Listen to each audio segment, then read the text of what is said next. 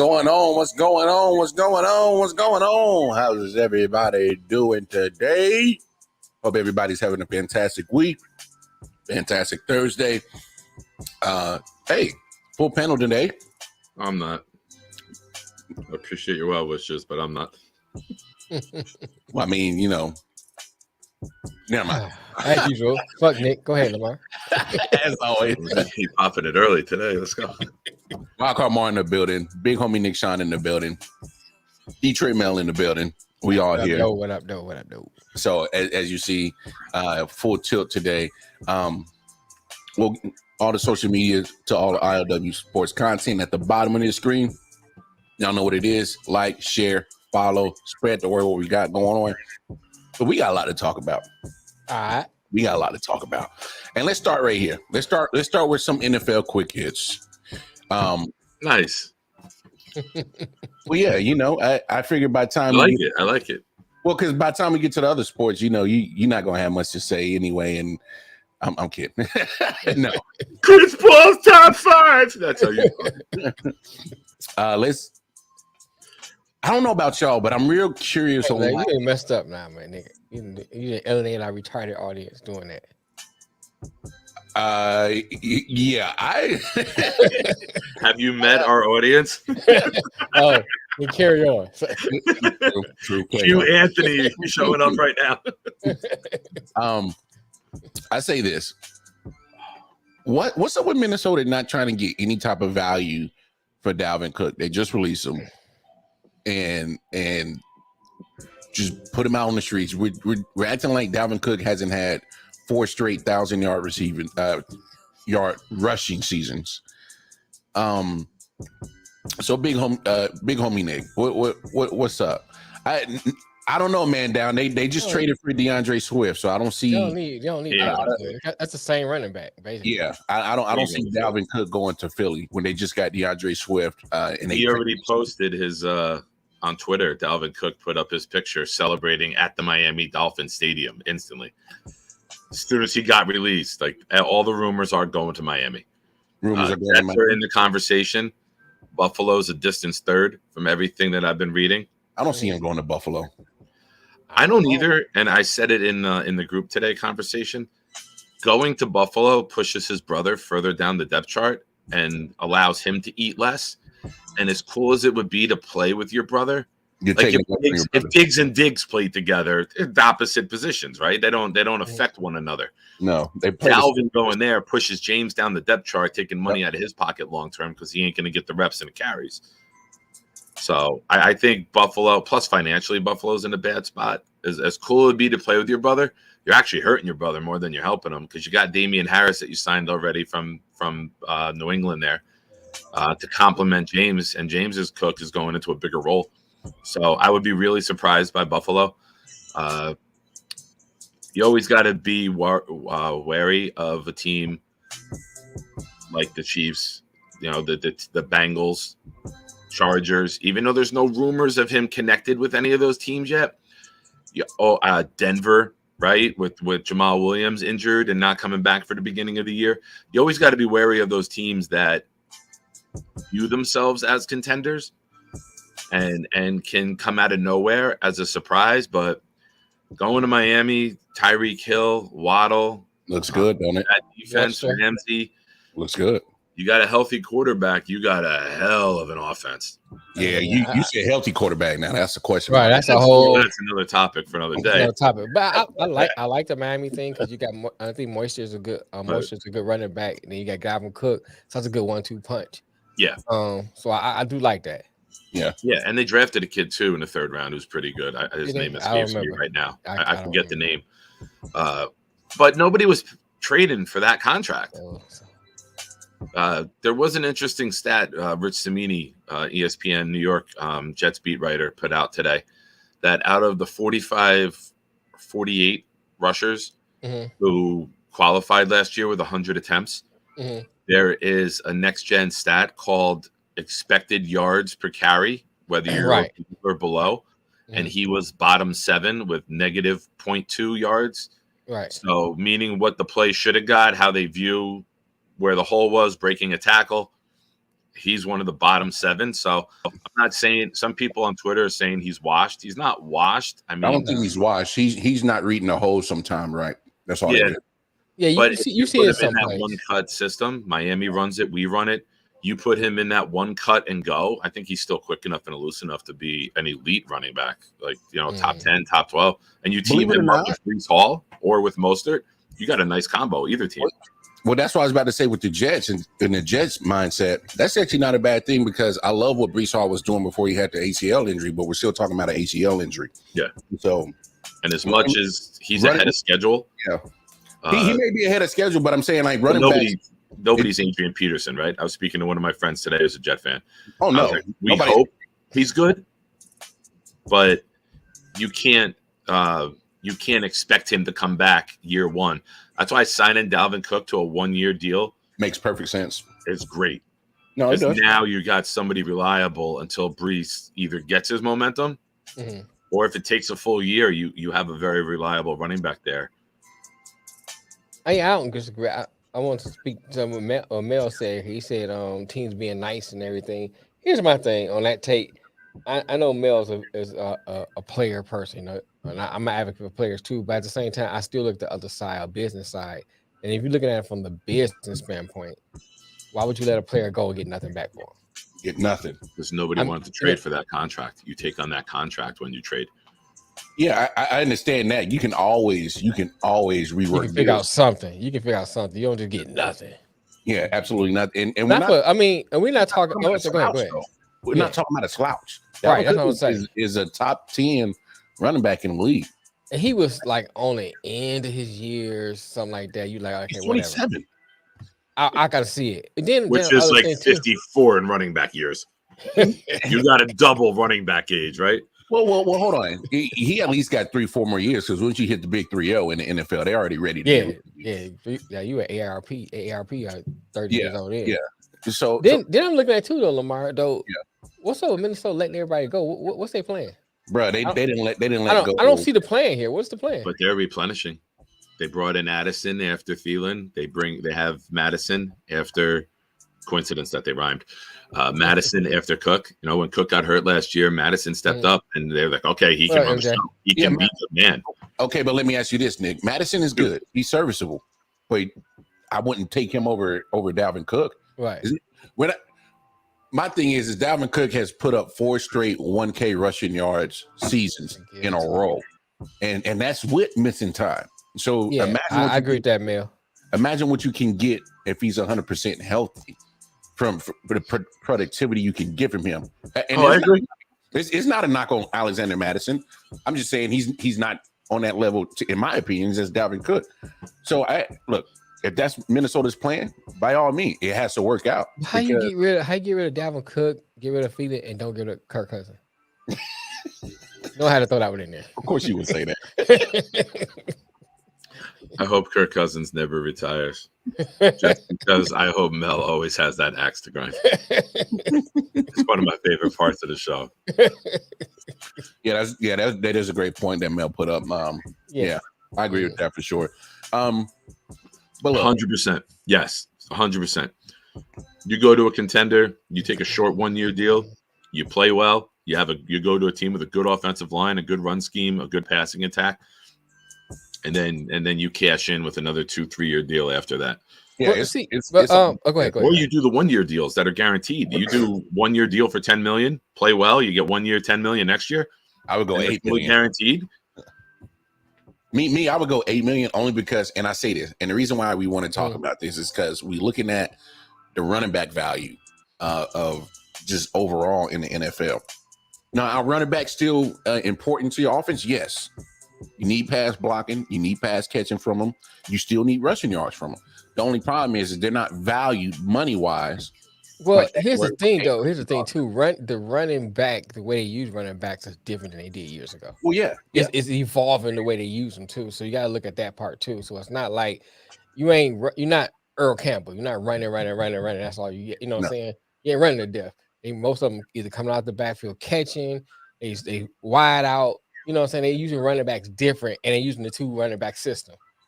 Shit, 3 sometimes. Or 3, right. Let's say multiple running backs system. Running you know back what I'm by saying? committee, yeah, for So real. that's why you can say, after running back, they get to their 5th-year option, you can get rid of them and just keep trading them in. Get another one, keep replacing them because you don't really need them like you used to. Or you're not using them like pretty much. Derrick Henry is the last of that dying breed where you use three backs, three downs. After Derrick Henry, you're not using him like that. I mean, but he's a freak of nature though, man. Yeah, He but is. Tall, big, yeah, but go ahead, Lamar. but check this out. His name's been talks of getting traded, and I understand why, because you look at he's 28, 29. He's getting up there. Had the foot injury a couple of years ago. Right. And so you're not going to use Derrick Henry as a 3-down back anymore. Two downs. Right. Possibly. Maybe he's a 3rd down back again if it's short yardage, possibly, yeah. But 3rd and 5, 3rd and 6, I gotta take him off the field because I gotta get a more athletic running back that's a scat back that can pass, block, and if need be, go catch a turnaround, catch a 5-yard in, 5-yard out, angle route, whatever. He's good. He's a good fit for teams like KC, Bengals. They can kind of use him as in and out here and there, decoy, run plays around and run plays to him, stuff like that. I think going to let's say Minnesota, so we're talking about them, it's a waste of money. It's a waste of time. I think the best fit for him is Denver with Sean Payton. Oh, I forgot about Denver. And Denver would probably be good too. I don't know if they're going to do it. I don't know their financials, but with Jamal Williams being out Jamal's the same as Brees, right? Mm-hmm. He might be back. Javonte Williams. Jamal Williams is Jamal. I'm sorry. He has too many Williams in the NFL. I gotta get them all confused. Too many black people in the NFL. That's my old white man get off the porch statement for the day. Too many Williams in this league. That's cold. Too many Williams. Too many Williams. What happened to guys like William Wallace? Denver would almost similar to like you said with the Jets. You got a star running back, young, coming off an injury, a significant injury, and this takes the pressure off, right? Like there's no rush. You can be safe with them. Yeah, you got a good system. You got a good offensive coordinator. You got a veteran quarterback. You got good talent on rookie contract still. Mm-hmm. Yeah. You're right. You mean a 1-year deal? Russell cooking. No. Oh no. Russell ain't cooking nothing. No. Russell ain't cooking shit. Russell is cooking macaroni and cheese, but the cheese are American. No. Cheese slices on top. Oh, wow. Hell no. See, the meme I'm talking about. Yeah. No, y'all going too far. I ain't letting him cook shit. No, you are the host. You are there to be the face, be the pretty boy. Don't touch nothing because he burn water. He'll burn air. He'll burn the whole damn house down. No, you ain't cooking nothing. Stay out in the kitchen. Matter of fact, just lead people to their table. Here, right? Hey, yeah, I'm your host, Russell Wilson. Welcome to Denver. Hey, would you like your VIP seat, sir? Yes, sir. Thank you, host. Yeah, that's all you do. He's a pretty boy. That's the host. That's it. Yeah, no, they ain't having him cook a damn thing. Matter of fact, they should go get Dalvin Cook. That should be the real cook in Denver. Let him cook. Let Javonte cook. I'm asking. I like it. You're using. We'll play on words. Dalvin Cook. Let Javonte cook. Yeah, let them cook. It's like their celebrity dating name, right? Brangelina, Javonte Cook. And Mel, this is new for us because usually you or I have the angry rant about hate. Right. Watching Lamar go off on the angry rant against a divisional opponent is kind of new for us. We're both sitting back looking at this like, oh, this motherfucker wilding.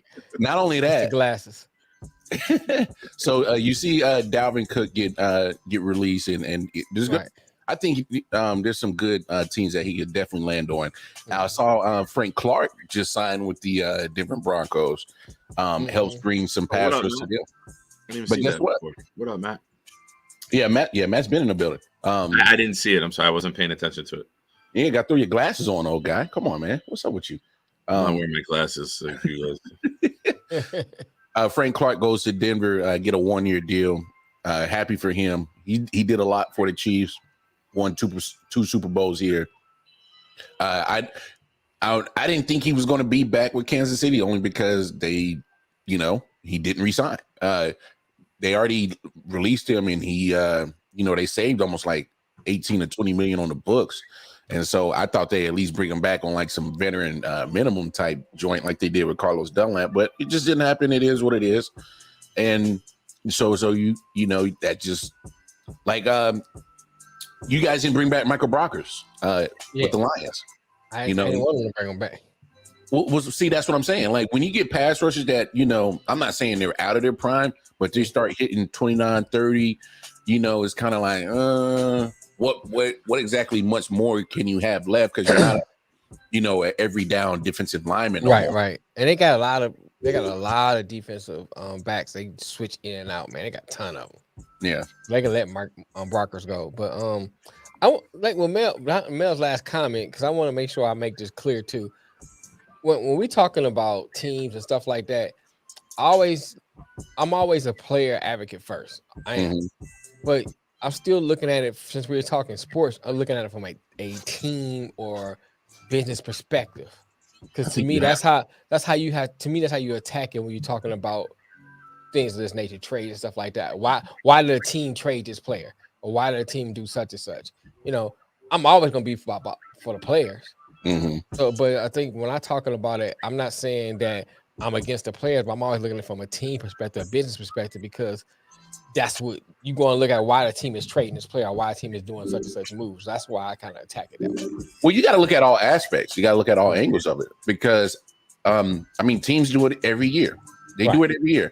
There's players that they absolutely want to keep, but you got to look at the financials part of it. You also got to look at, all right, well, I just drafted so-and-so. They're 21, they're 22, and the guy that I'm letting go is, on the other side of 30. Right. You have to look at things like that. Hell, Arizona. Come on. In my opinion, I think D-Hop is a shoe-in Hall of Famer. He may have two down years, but his whole body of work, I think he's a Hall of Famer. But teams look at, what have you done lately? And not only that, I think the direction that the Cardinals was trying to go to, it's just like, okay, here's a time to make a move. We setting up for a whole lot of picks the next year.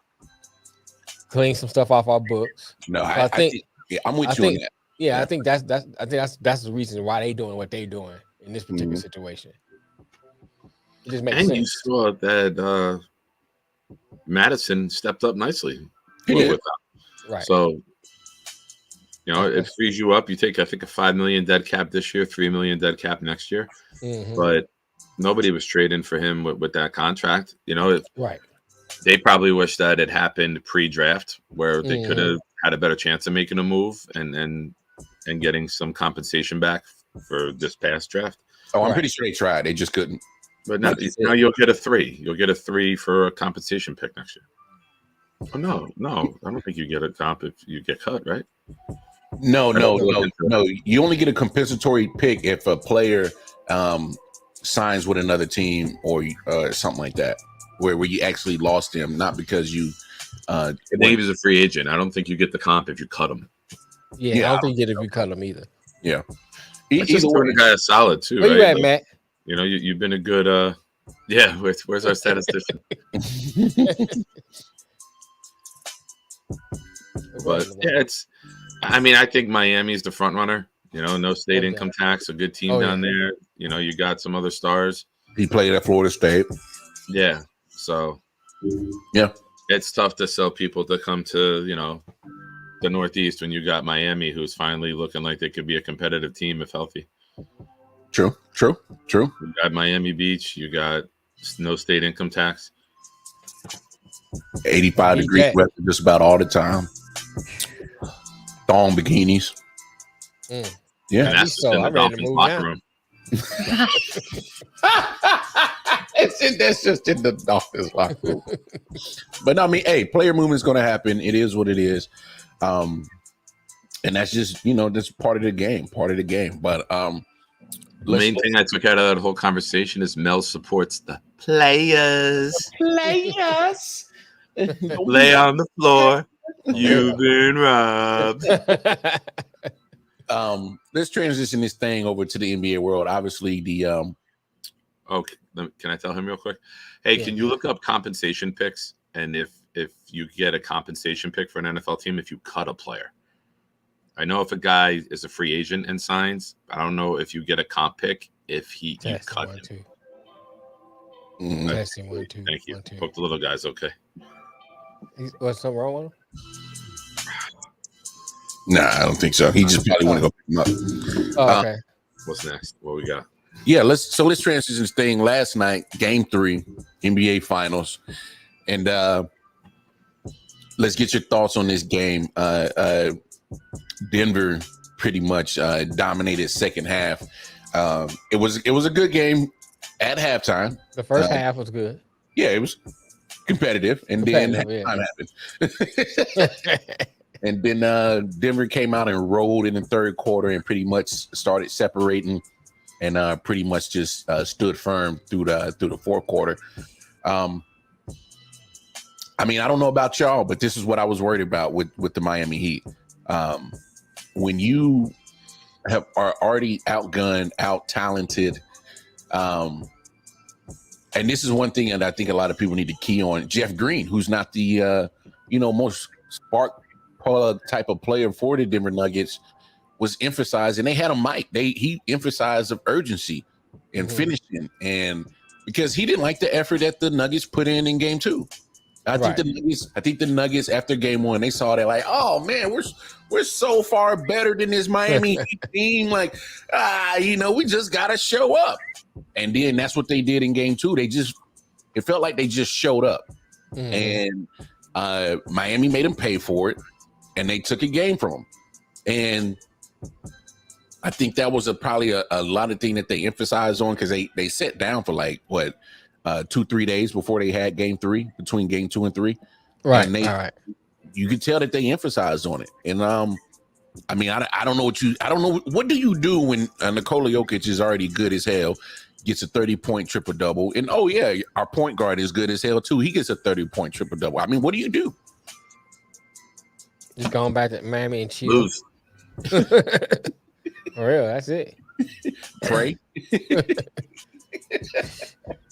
I mean, what you do? These powerful Tanya Harding, man. You'll pull a Tanya Harding.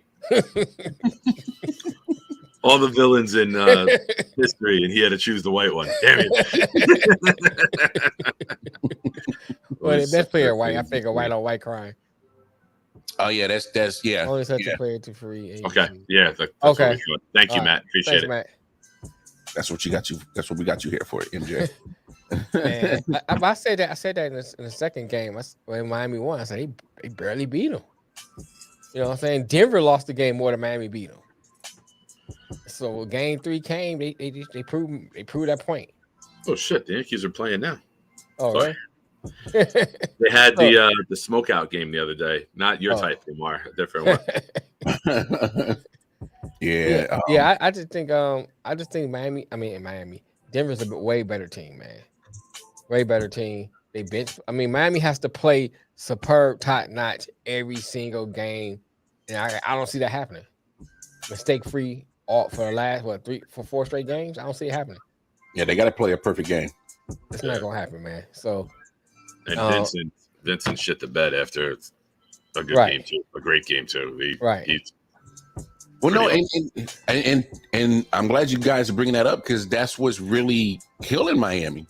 Look, there's no shot there. Everybody knows that they're outgunned, outmanned, out talented. We know that, and the fact of the matter is that Miami is killing themselves is because they need a bucket getter. They need an absolute bucket getter. I like Jimmy Butler, but if it's not coming from him, who's it coming from? Bam had a good game in Game 2. Then he disappeared on the offensive side again in Game 3. So I'm seeing a theme. I'm seeing inconsistent offensive play. Bam was not even big enough to guard Jokic, man. He's not. Well, they don't have nobody on that squad big enough to guard him. They don't. I'm just saying that's the issue. You look at when they played Golden State. I think it was last year. Yeah, it was last year. Golden State beat them because Denver didn't have nobody check him on the outside, and Golden State's hitting all those threes. Mm-hmm. You know, they didn't really worry about. I can say ain't worry about it, but they ain't have to worry about Jokic as much because they was tiring him out. He was chasing people around. You know, Miami don't have that. They don't have that. A bucket getter, bro. Yeah, they don't, and that's their issue. I mean, Jimmy is gonna be, he's gonna be mid range, so nobody has to really run out to the 3-point line and really guard nobody, especially when they're not hitting. Mm-hmm. And they so streaky and inconsistent that that's their issue.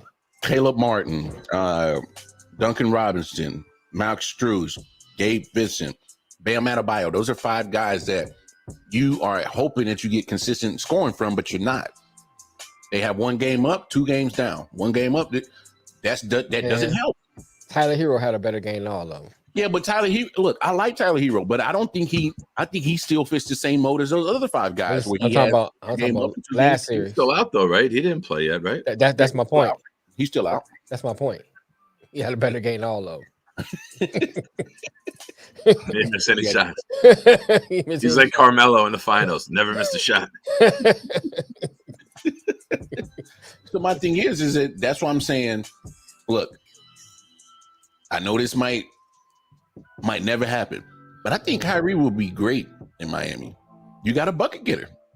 Dame will be great in Miami. You got a bucket getter. I like Dame. You need a bucket bucket getter. Be great in Brooklyn. You need a bucket getter. I like that. If you don't have the bucket getter, that's the Brooklyn one. No, I don't like him in Brooklyn. I don't like anything. No, well, because him and Bridges together wouldn't be a nice 1-2 punch. Well, it's not. I think even they got Dame, they still need more. Because then where's your size at? I mean, look, they had Kyrie and what's the goofball in Phoenix? KD. Thank you. I know I can think of his name. KD. They do shit with them. Well, that was from other circumstances they couldn't control. Players that couldn't stay on the court. Bad management. I don't know what the hell was going on in that situation, but Miami's going to keep stuck. They're going to stay stuck in the same situation where they're having success because the culture, great coaching. Mm-hmm. They play with a chip on their shoulder, an attitude that you can't measure. But you're going to see games like this where they're totally out talented and they get literally just put on the firing squad and just get blown up. Because there was absolutely nothing they could have done in that second half that could have won them that game. The only way they would have won is if Jokic and Jamal Murray got an injury before the fourth quarter. That's the only way they would have won. Agreed.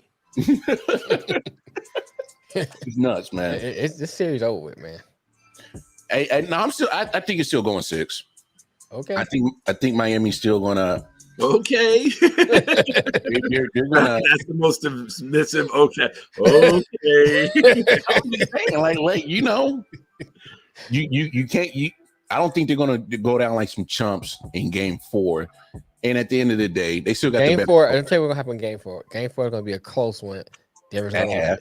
It's gonna be a close game, but Denver's gonna pull it out. That's gonna defeat them. It's gonna be the end of the series right there. That Game 4 is gonna end the series. Watch what I tell you. Watch what I tell you. Yeah, Matt said 5. You said I said 6 originally, but I'm looking at the way they playing. It might be 5, bro. I hear you. Hey, it's all possible. It's all possible. It's all possible. So the Phoenix Suns dropped some news. They said that more than likely they're going to release Chris Paul, CP3. Start with Nick first. I can't move and stretch like I normally do, but just know inside I am. Stupid stairs. 1 point for the stairs, 0 for Nick. 7 points for the stairs. Oh, a damn. point for every stair I missed. I fell backwards and then I believe I can fly. Damn, bro. Crashed down the concrete and broke the sky. Here's Nick Shine with a perfect pirouette. That wasn't perfect. Right. Is that a triple sow cow? All for the love of pizza rolls. Or just a sow. I can't. But no, go ahead. Speak on a big homie, Nick.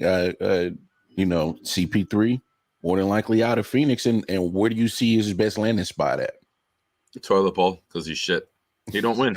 I was waiting for it. He don't win. He don't win.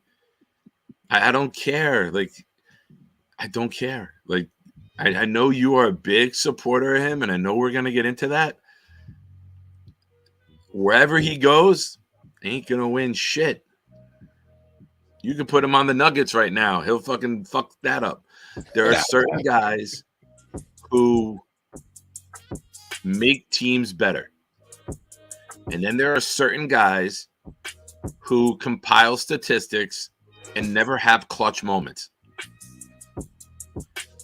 Russ, Chris Paul, they can get stats. They can compile all-time great numbers, but they never help a team win. Sure, the regular season. Who cares if you win 6 games in a row in January?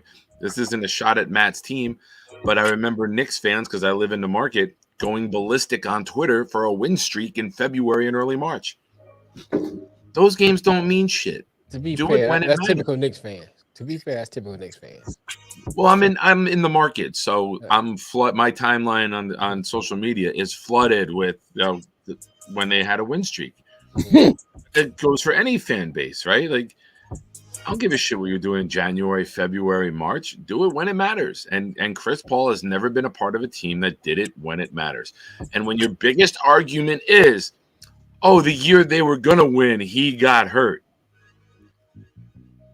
I don't give a shit about what ifs in sports.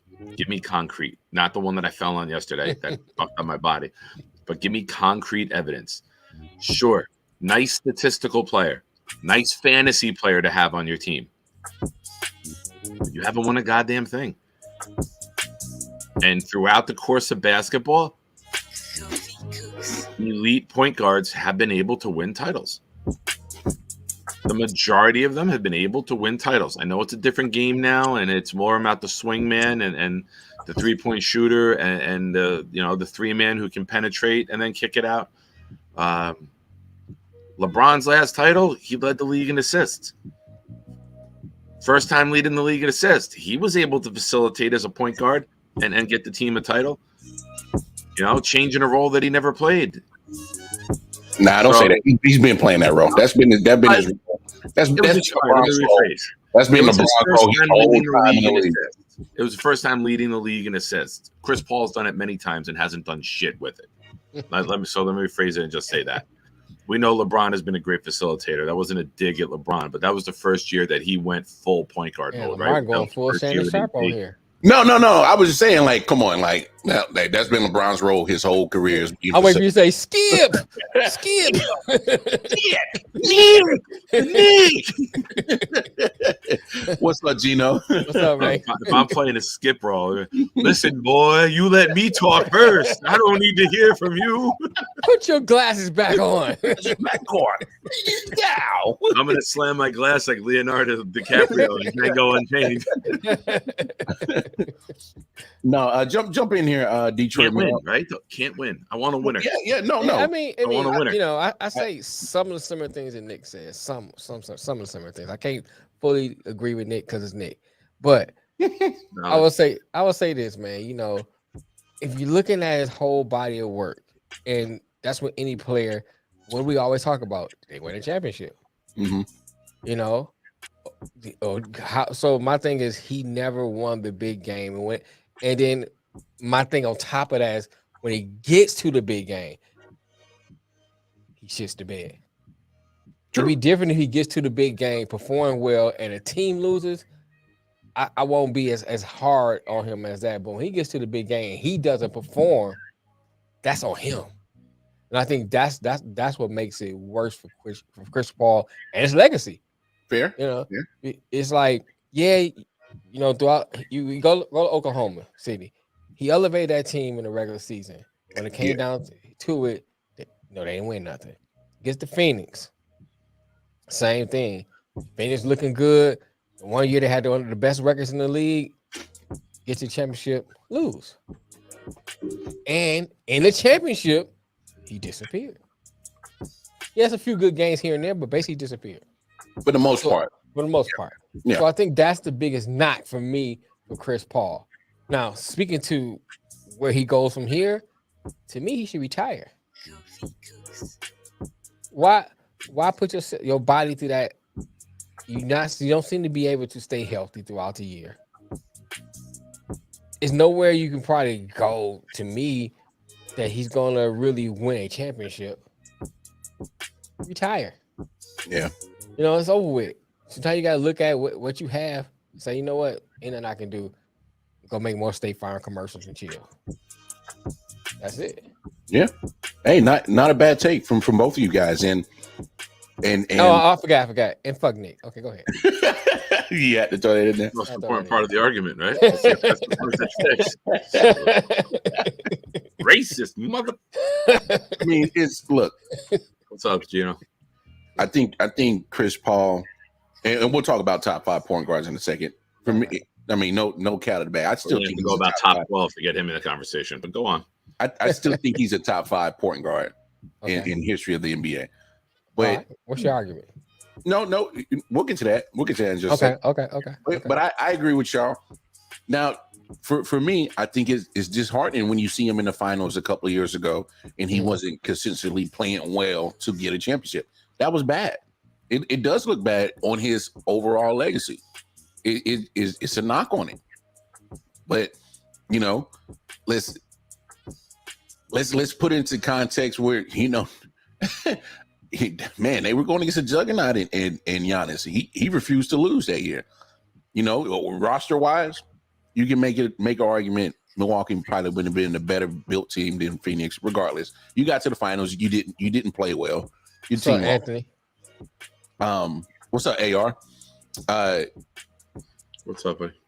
If Chris Paul, obviously, I think if Chris Paul wins that final or at least won a final, I don't even think this is a conversation about his legacy or any doubt in it. I think you have a better argument. A whole lot better argument if he wins one.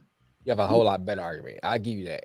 Yeah. Because like you said, you compile the statistics and then you add a championship, then you have a better argument.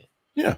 At that point, I think you have no debate if he wins a championship. There's always a debate. Well, buddy. wait, if he goes and wins a championship like Gary Payton did, no one looks at Gary Payton as a main player on a team. But if he goes to a team now and takes that backup role and gets a title with like a team, no one's going to say like, it's not going to change his greatness because that's why my caveat was.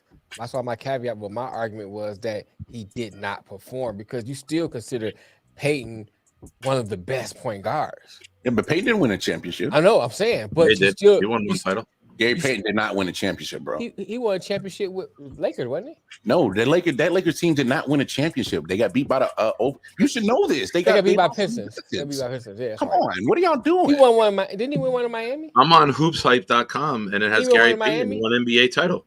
He must have won one in Miami. Heat. He must have won one in Miami. It had to be Miami. He has one. Gary Payton in 06. That's what it is. Yeah, he won one in Miami because he won a championship. But even with that, though, Lamar, my argument, I think my argument is hold on. We're not gonna act like Gary Payton was like a mainstay. That's what I'm saying. I think I said that though. I said what I'm saying. That's what my argument is. Gary Payton, and it was the Heat. If he goes and win one like Gary Payton, it doesn't change his resume. Nobody bumps Gary Payton up the list because he won it as an 8th guy on a championship team. Right, guy is being Well, that's why my point. That's my point with Chris Paul was he underperformed when he got to the big stage. No argument there. Gary Payton did not underperform. It was a team loss when he lost. He didn't perform. Oh wait, you meant with the Sonics? Yeah. Oh, okay. I'm not talking about with Miami. Yeah. I'm talking about his. They ran into a wrecking ball, right? Yeah, I'm just talking about. You look at his overall body of work. We're talking about Payton now. Okay. You still put him in the conversation. You can say top 12, whatever you want to say, point guards. When it comes to Chris Paul, you look at his overall body of work. Yeah, statistically wise, he looks great. However, when it came to the bright lights and big stage, it wasn't lights, camera, action. It was no action. Yeah. And that's the problem. And I think that's the biggest argument. We can go when we get to our top 5. We start talking about that. You'll see that with a lot of ones. We'll mention some guards. I'm sure that all of us have our own favorite person we want to name. Look, at the end, however, it's all I bet you the one common thing that we have is when it came to the big stage, they performed. All right, top 5. W's. Go ahead, Detroit, man. Give me your top 5. I know we're kicking the football like Chinese football. Chinese football. Right.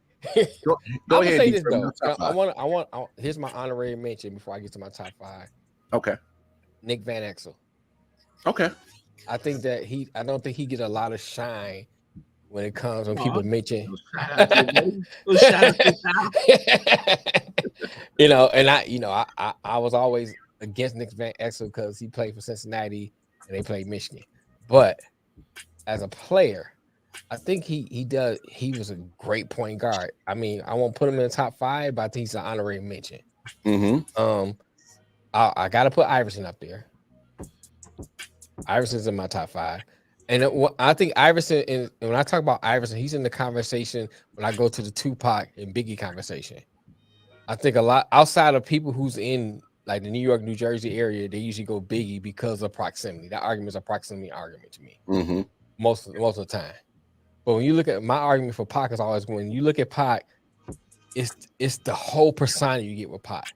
It's not just bars for bars, it's everything you get with Pac. And I think that's what I look at when I look at Iverson. When he came into the game, he did not only change the game, he changed the dress code, he changed the way people thought about the game, looked at the game.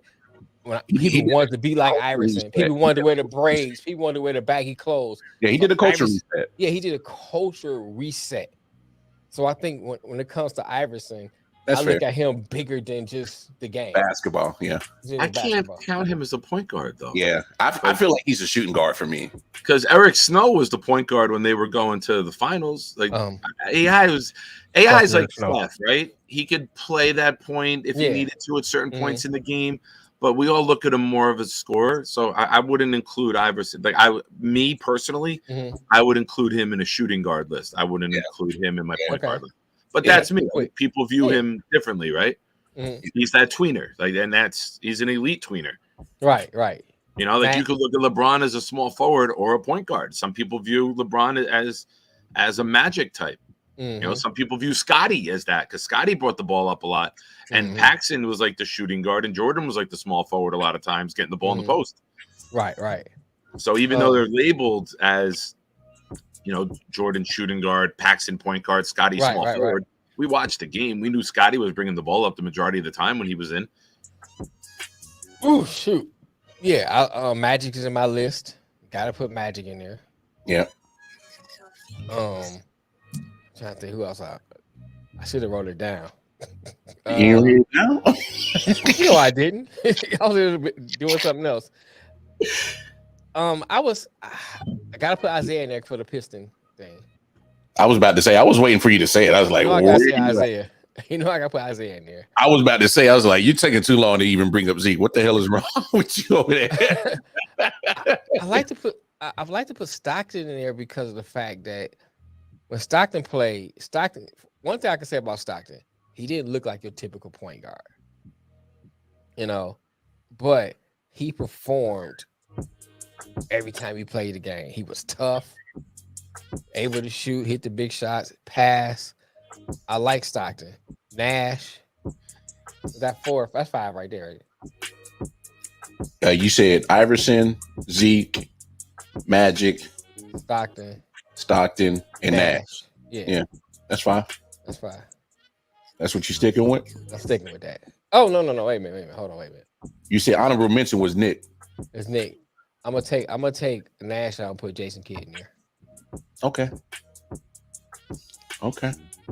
He said we're sending Porter Jr. to join the White on the Shanghai night.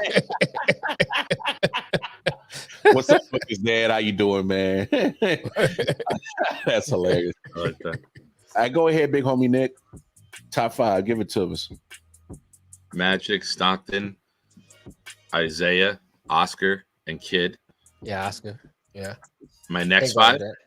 Steph, Jerry West, Kuzi, Irving, and Nash. Sir. Top 5. I know. Top 5. I know. Do it What's all. the So, you know, Hey, I what's got the conversation Paul we at had 11. before the show came on? I got Paul at 11.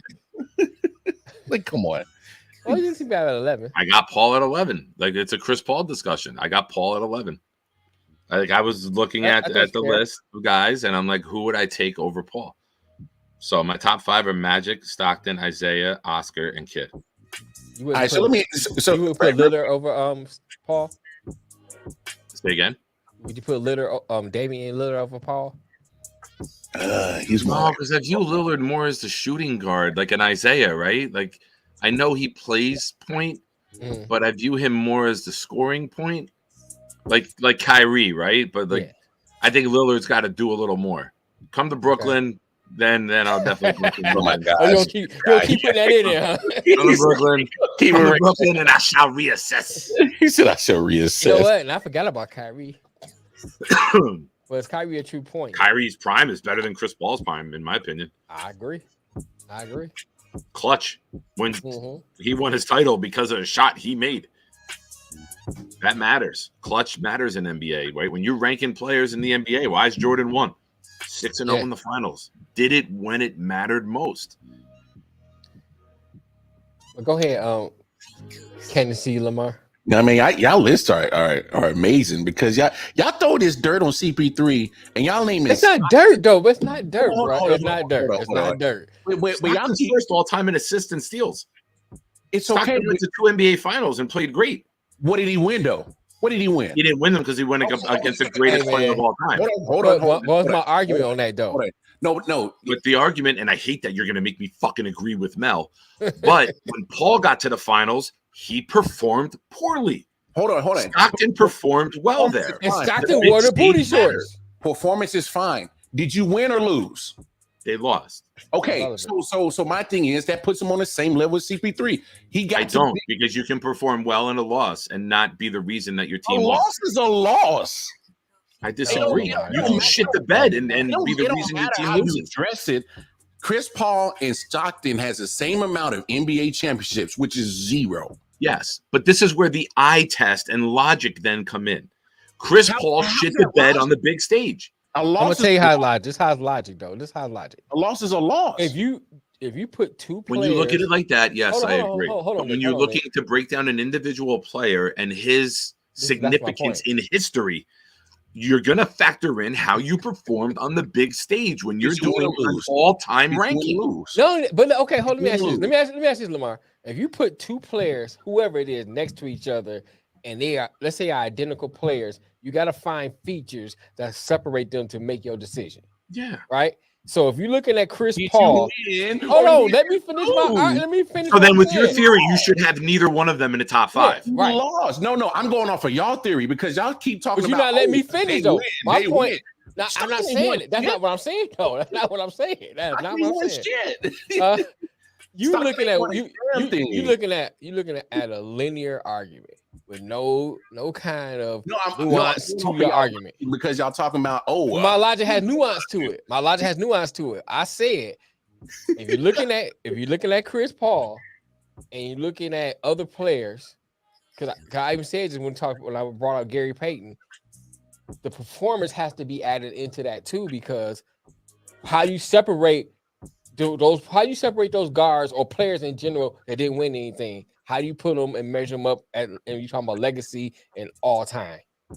Because if you just look simply as championships, all you can do is there's a lot of guards or point guards that won championships. They ain't shit. Yeah. John Steve Kerr. Right. You can't say Steve Kerr's got 5. Great. Yeah, Steve Kerr has 5. You can't say he's all-time great. Kerr and Magic. The list would be Bob Cousy, Magic Johnson, Steve Kerr. Right. That would be it if we just went off of the we went what you saying, then we gotta say Steve Kerr all time. I'm not just going based off of just neither are we though, bro. Neither are we. No, because that's what y'all saying. Y'all saying, he won. The performance matters. That's not what I said though. But when you look at the whole resume, I'm looking at the whole resume is elite individual performance, and then how did you perform on the big stage is part of the ranking. Man, is it? Yeah, but that's y'all Are you on talking. this fan page? Let me go. No, hold on, This hold on. nigga up. No, y'all talking about the point of performing on the big stage. That's what y'all sticking point is. The fact of the matter is, That's the factor. Stockton has as much championships as Chris Paul. But if you want to have the argument of overall career, Chris Paul measures up with Stockton and everybody else. But what separates them?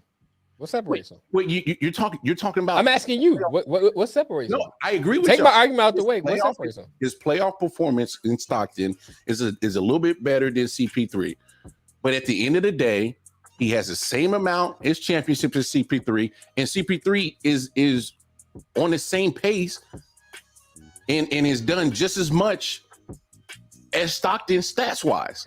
Okay, let me ask you this. That's what I'm trying to say. Let me ask you this. Based on your rebuttal, dirt on CP3, like come I on, want to throw dirt on him, bro. Like okay, let me ask you this. Based on your rebuttal, CP3 stat wise is up there with Kidd, Stockton, all them cats.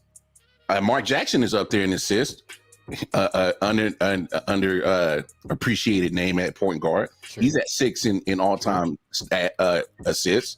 He's an underappreciated name, but my top 5: Magic, Zeke, CP3, Kidd. I can't throw Oscar in it. I never seen Oscar play. Okay. I can't throw Oscar. I never seen him play. I mean, you still can go by film.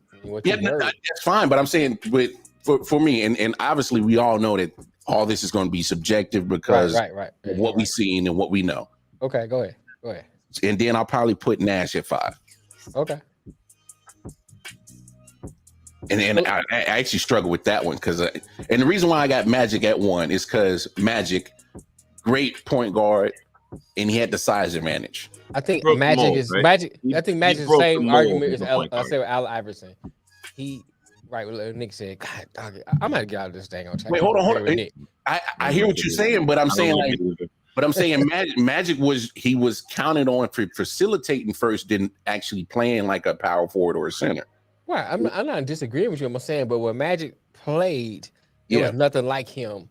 Nothing like him. Agreed. So he like Iverson, he kind of broke the mold. Yes. He changed the game and stuff like that. Yes. So now when you see a big guard, it's not like not like an anomaly no more. It's like, oh, we seen Magic. And no disrespect, LeBron's top 4 in all-time assists, and he'll probably end up being close to Stockton by the time he calls it career, but he followed the Magic mode of being something that you've never seen at that position doing what he does. I get that. But I want to say this though. Go on, because your rebuttal, if you based on your rebuttal, you saying you lining players on a linear line and no one is able to pass each other because they didn't win anything. That doesn't make sense. You have to have something to separate them. No. I'm not saying that. Okay, all I'm saying is we can't sit here and say, oh, well, Stockton was a winner and this guy was a winner. My thing is in this position, Kidd had pretty much the same career path as CP3. Kidd wasn't winning shit. He got one on the way out with the Dallas Mavericks. So all I'm saying is, if we're going to have this same energy about CP3, have that same energy about Kidd, have that same energy about Stockton, have that same energy about Kidd. On the big stage, they performed well. Kidd went to 2 championships with the Nets and played well, but they were just outmatched by Shaq. Right. A loss is a loss. Y'all are putting too much. I don't agree with that, and here's why. You can go in and you can lose the fucking Super Bowl like Stan Humphries and the Chargers did and get blown out by 35. Or you can go in and play like Jake Delhomme and lose by a field goal. There is substance in the loss and how you perform. Wait, hold on. You on the big stage, that is something. Oh my gosh! And you're a coach saying this? The overall outcome is a loss. This has nothing to do with the team losing. This has to do with the individual performance on a big stage when you're trying to rank someone. What is all it time? Hold on. What is it equal? If you hold on, all 3 of us on a basketball team. Go ahead. And we're all talking about, and people on the outside are talking about our legacies. Mm-hmm. I perform well. Detroit Mel performs like trash. Mm-hmm. Nick is consistent. He's all right. But at the end of the day, all of us together equals a loss as a team. But we're not ranking. We start breaking down individual players. You gonna say, okay, let me say, all right, Earl No, Campbell. no, hold on. Y'all talking about it. We're just talking about how do you separate. Okay, we're not ranking teams. I'm ranking players. I'm not talking about the team, but I know that the success is on a team sport. All these are team sports. Yeah. Every sport we talk about is a damn near team sport, Right. but golf and that. All I'm saying is golf, motherfucker. You're putting too much emphasis on performance, as in it didn't equate to nothing. It equates to a loss. The end result is a loss. If you play well and you lose, you lose. If you play poorly and you lose, you lose. The end result is a loss. Argument count for LeBron. We talk about Jordan. It's the same reason. I can't put somebody who lost 6 times on the big stage ahead of somebody who never lost. It does count. That's the biggest argument. Like, LeBron lost on the big stage as many times as Jordan won. When you're breaking down individual players, you look at their stats for their career. Then you also look how they performed individually, because you're looking at the individual. We're not ranking all-time teams. Otherwise, we could put the Sacramento Kings up there with Bibby and Weber and those guys, but they never won a goddamn thing. But they performed well enough to take that Laker team to 7 games. Mm-hmm. Like, if we're going just by win-loss, Robert Horry is one of the greatest small forwards of all time. Right. But we don't, because he doesn't have the regular season resume to go with the playoff performance resume. His playoff performance resume is great. Baseball, we don't put Bernie Williams as one of the greatest center fielders of all time. But in the playoffs, Bernie Williams is one of the greatest center fielders of all time. You can perform well in a team sport and individually have good statistics and not shit the bed like Paul did in the finals. Stockton's number 1 all-time in assists. Stockton's number 1 all-time in steals. Stockton performed well in 2 finals playoff runs.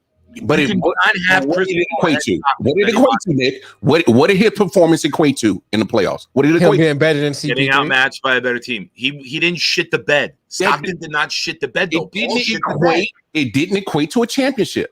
So hold on. If your playoff performances are so elite, it should help you get to a championship. But did it? I didn't say so elite. No. He didn't shit the bed. Paul shit the bed in the finals. I agree with you. He shit the bed. But the fact of the matter is, his bad performance equated to the same thing of a good performance that John Stockton did, which is what? A loss. When you want to rank them against one another, you have to factor in their performances on the biggest stage. That's the most important part of the sport. I don't give a shit if you get 23 assists in December. It doesn't fucking mean anything to me. If Chris Paul played great in that finals and they lost, I'd be saying the same thing about him I said about Stockton. But I'm not, because on the biggest stage, he couldn't fucking do it. I'm just using what you're saying. Okay, it equates to nothing. It all equates to nothing. They lost. You just being stubborn, man. You just being stubborn. The point in sports is to win championships. I don't disagree with correct. That. No, neither one of us disagree. If you're saying the point is correct to win championships, the playoff performance that Stockton has equates to nothing. Because you are looking at because you're trying to dismiss it to I'm not dismissing it. The fact of the matter is you're only looking at the fact that Chris Paul had bad playoff performances and John Stockton had great playoff performances, and it's like never said great. I just said he didn't shit the bed. That's the difference. I'm saying, no. I mean, Stockton did average over 10 assists per game all time in his career in the playoffs. I think Paul's down at 8. Paul has had a drop off in playoff games than he does in the regular season. I bring him up all time too, factors in. I bring him up all time too. I don't rank Dan Marino because I don't fuck it. I mean, great actor, was fantastic in Ace Ventura. But when you look at Dan Marino, you say about Dan Marino, greatest pure passer we ever saw, was never able to win the big one. Right. Had a lot of awful playoff performances. Chris Paul is Dan Marino. They can have all the stats. They can have all of the elite. John Stockton is the same with Chris Paul. They're 1-2 in assists. Stockton is 1 in steals. When you point guards back then, steal, pass. That's what they did. Hit some mediocre jump shots when they doubled Karl Malone on the pick and roll. You never looked for Stockton to be your leading scorer. He was the facilitator. He ran the offense. He made some smart defensive plays. Chris Paul has never done that for me in the playoffs. I've never watched a Chris Paul performance in the playoffs and said, this guy is one of the best I've ever seen. Just haven't done it. I can't see how you rank Paul above Stockton when Stockton has the better resume with multiple NBA Finals appearances, a better performance in the finals, and better statistics in the regular season all time. I can't see how you put Paul above. That's like putting Marino above Montana. You're doing it off of flash, but there's no substance to it. I'm not doing off of flash. Look, you had to find a way to put that in there, didn't you, Nick? Here it is. Here it is. You want to look at playoff performances? Let's look at the averages. Chris Paul averaged 20 points in the playoffs. Stockton averaged 13.4. Stockton was never a scorer. Hold on. Let me finish. Okay. I looked it up already. Why do you think I didn't mention that? Points goes to Chris Paul. John Stockton on average turned the ball over more than Chris Paul in the playoffs. They got the same average in steals. Now assists, 10.1 to 8.3. That's the only thing you're talking about a difference in John Stockton over Chris Paul in the playoffs. What else? Free throw percentage goes to Chris Paul. 3-point percentage goes to Chris Paul. So field goal percentage goes to Chris Paul. You keep talking about these playoff performances like John Stockton was so above and beyond than Chris Paul, but look at their averages. There's more categories that Chris Paul is performing better than John Stockton. But y'all, for the last 30 minutes, you'll be like, oh, well, Chris Paul is shit the bed in the playoffs. Look at their averages. They're averaging, if not the same, Chris Paul is averaging better than John Stockton. So I can't believe y'all really went 30 minutes to talk about how bad in the playoffs Chris Paul has been, but his numbers is on par with John Stockton. And I can't believe y'all just been blowing John Stockton this long for the last playoff performances, and lo and behold, Chris Paul is, if not, like I said before, John Stockton, if not better. Let's look at some of the years that John Stockton had, though, in playoff performances. I can't believe assists per game in the playoffs: 14.8, 13.7, 15, 13.8. John Stockton had elite performances in playoff runs. I thought you said it wasn't elite. Now you're saying elite. Now a minute ago you need to say as a passer, he's an elite passer. But I'm not saying he's. Hey man, let's move on because y'all can't believe y'all just did that. Y'all two. No, but wait a minute, y'all two just did that. I can't believe y'all two just did that. Let me say this. My point wasn't even about a particular player better than Paul. My point was if you're looking at just opposing two players against each other, what do you use as a litmus test to see who's better than in the other one? That's all I was saying. You look at their numbers. Look at their numbers. All right. So my thing is, let's say you with your arguments right about the statistics. But let's say my point is, if he shit the bed, another player don't shit the bed, you go with the player who played better in the playoffs because of the fact that's the only thing that's different. And you kept saying, but they ain't win nothing. Hold on. You kept saying they ain't win that. You just said if they shit the bed, and y'all kept saying that CP3 shit the bed in the playoffs.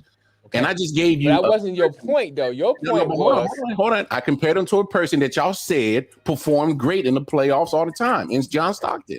His numbers are damn near the same, if not better. How is that Chris Paul shit in the bed? But like I said. Oh no! Don't do that! Don't you do that, man! Don't you do that! No, don't you do that!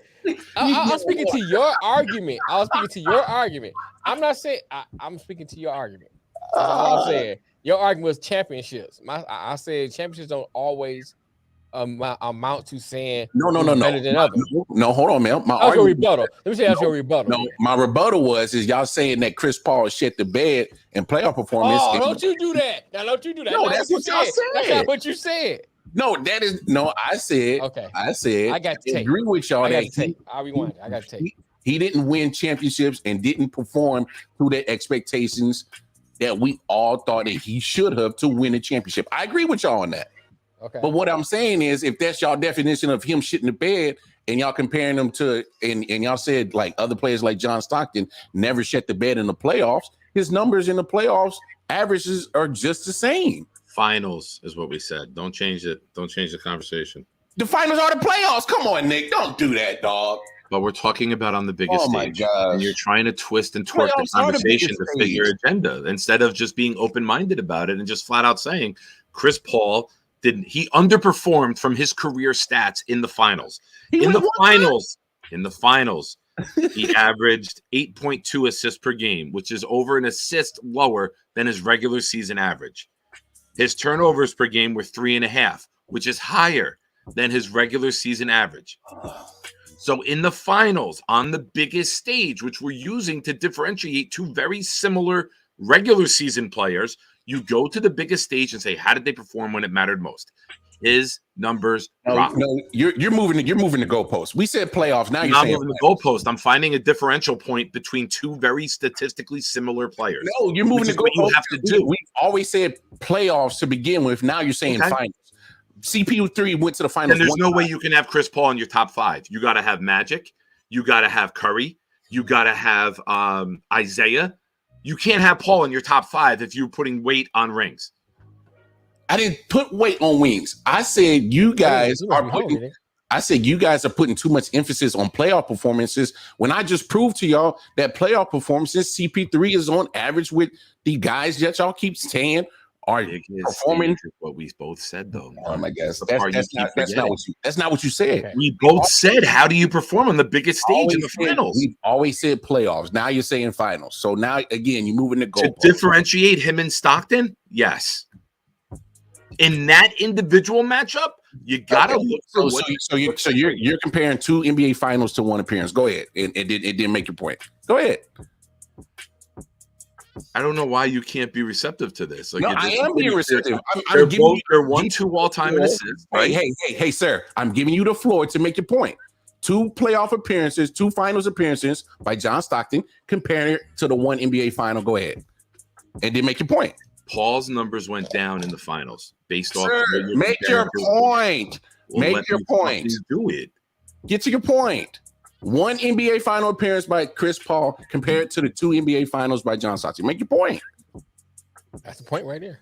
No, that's not the point. You talking about all this other shit. I don't care that his finals turnover or assists went down from the regular season. I ain't talking about that. I said compare the finals appearance, the numbers from CP3 to the 2 finals appearance. You're being like Bobby Miller though right now. No, you don't want to hear shit that you don't like. You're bringing up other shit that doesn't matter right now. Get to the point. I disagree. All right, let's move on. We ain't getting to the bottom of this. No. Let Nick make his point. When you compare Stockton and Paul, who are very similar with their careers, I'm looking at how can I separate these two when I'm ranking them. Hey, Nick, we know this. Would you just blurt out the numbers and get I'm good, man. I'm done. I can't even fucking get a sentence out without you jumping down my throat. Because you're beating around the bush. Because you're not listening to it. It's a simple discussion. Lay out your stats. No, it's because you're giving us fluff right now. Like, get to your point. Get to your point. All right, Lamar Paul, because you're acting like you're in Chris Paul's family. I'm done with it. I'm done. I just want you to get to your point. I'm trying to, but I'm not going to do it when I'm getting jumped down my throat to get cut off every time. Well, they're so similar in this and that, and like, just say it. Get to it. I'm good. All right, man. Come on, Mar. Let's move the conversation to something else. Come on. Oh, no, don't be bitter now, Nick. Come on, man. Bitter? I'm not, but I'm not going to try to talk and get jumped down my throat before I can make 2 sentences. I'm good. Nick, all I'm asking you to do is stop giving us fluff talk and say your numbers and get to the point. I don't need a monologue to make your point. That's all I'm saying. All right. You made it. Move on. Oh, the Jets fan is hurt now. Oh, it's okay. It's okay. Don't you have to dance to Matt stripping? First of all, Matt would be the worst stripper in the world. All right.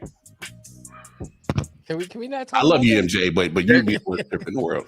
And two, can we change this topic or change the discussion part? These are guys that I have above Paul. Magic? Agreed?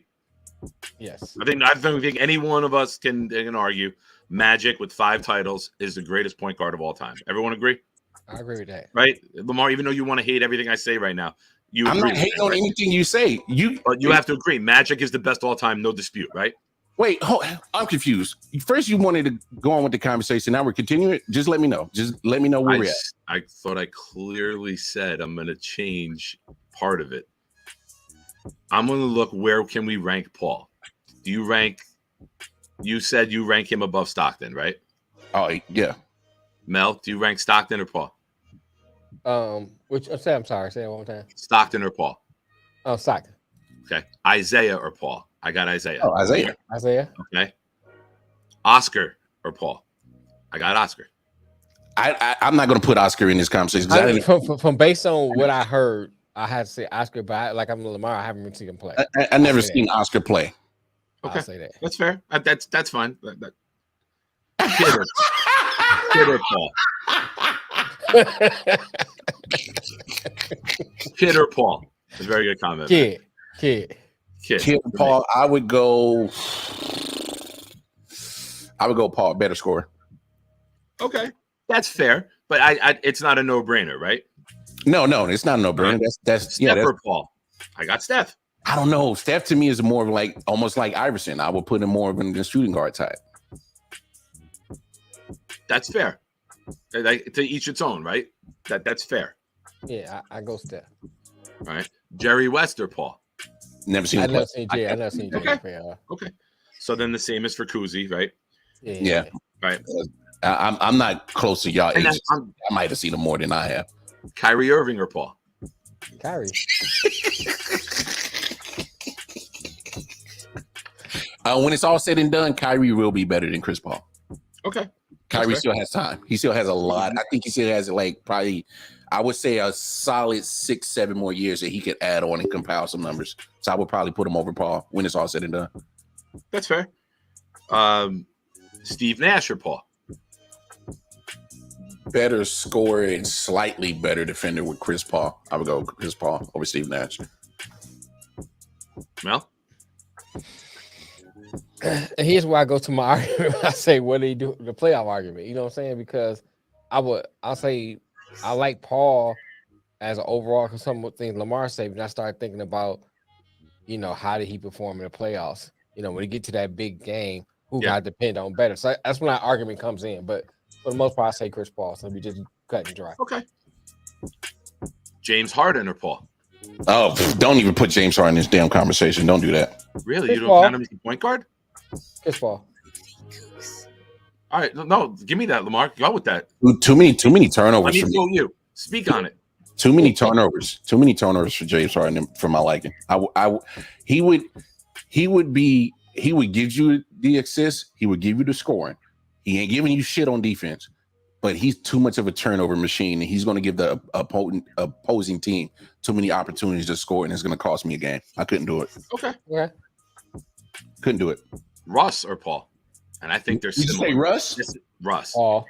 Oh no, Chris Paul. No. Really? Even though Russ has won MVPs?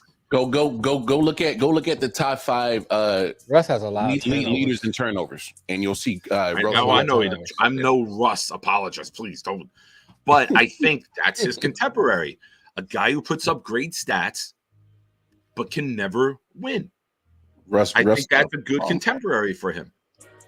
Okay. And I actually so if we're taking out guys, and I appreciate this comment and part of it. If we're taking out guys we haven't seen, which we're all. I mean, Mel's seen them. Mel was there with James Naismith holding up the But for the rest of us who are time travelers and live forever, we'll take out Oscar, we'll take out Jerry West, and we'll take out Kuzi. Mm-hmm.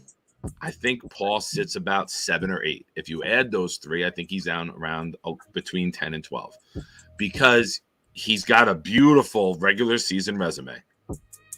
But whenever we do all-time rankings, I think – not to get back into it, I think performance in the playoffs matters. And the games that the Suns lost, Paul was part of the reason they lost with an awful performance. So I'm going to hold that against him in my rankings because it's all individually based, right? And it's okay that Lamar and I disagree. He has his way. Oh, we're going to disagree until you die about that argument. Yeah, we'll disagree about that too. That's fine. It makes the show interesting. Lamar acting like he got fucking stake in the State Farm commercials. The way he responded. Hey, when you see us start getting new equipment and shit, you're welcome.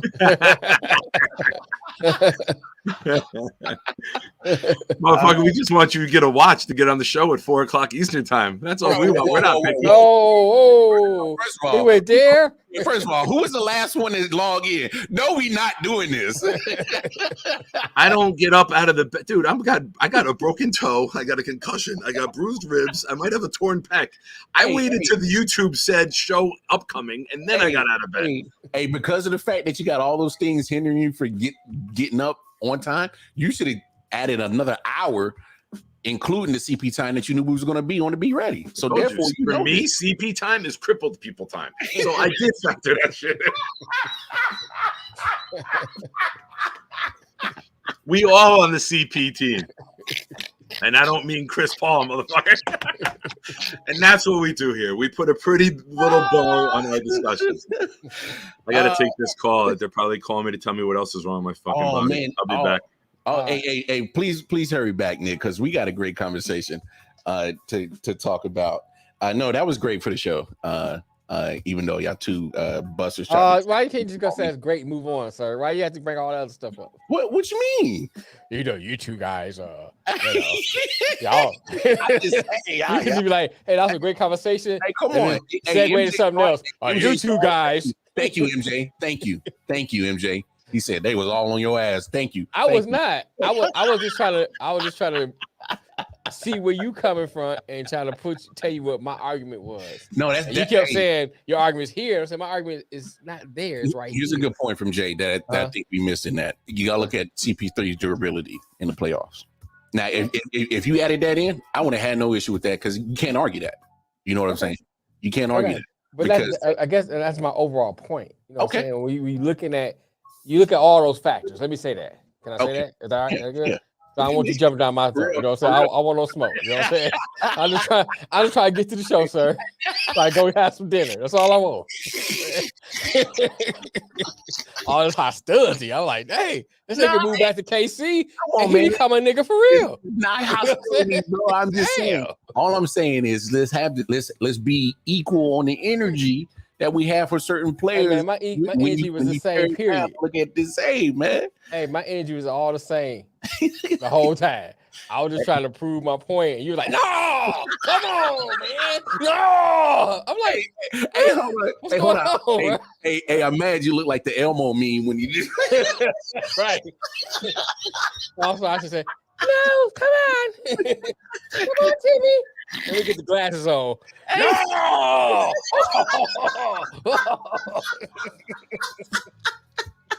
Hey, I can't with you, this guy. Hey man, hey, real quick, we're in the so hey, we gotta. I'm sorry. I promised we weren't gonna talk about this guy again, but I gotta laugh at this. Okay. So John Moran in his camp said it was a toy gun. Come on, man. Come on. Serious? I saw something, but I didn't I was at work, so I didn't even read it. I thought it was a meme or something. I ain't even. Come on, man. You serious? This guy. Hey, bro. I promise we were not supposed to talk about this dude no more. But I almost forgot. I'm like, yo, I gotta bring it up because I was like, there's no way in hell that nobody's gonna believe. That's like I'm saying, yo, the dog ate my homework. No, bro, dogs don't eat homework. That's your homework is made out of kibbles and bits. It's not gonna eat your homework. Hey, bro.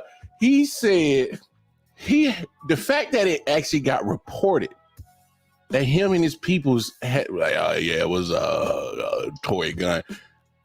We know the difference. That's what that was. Okay. We know the difference between the cap gun and the real gun. Right. We know the difference between the Super Soaker and the 9mm. Now he sound like the Cleveland police.